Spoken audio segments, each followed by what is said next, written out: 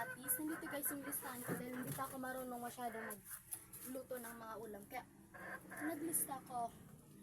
Tumingin ako sa YouTube kung ano ang kailangan i-recado dito sa akin. Unang meron ko sibuyas, bawang, kamatis, cubes, 1 cups of water and salt. Tas magic sarap syempre, bitsin.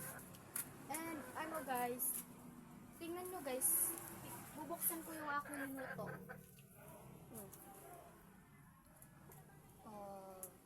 Takam na takam kayo guys ha, char.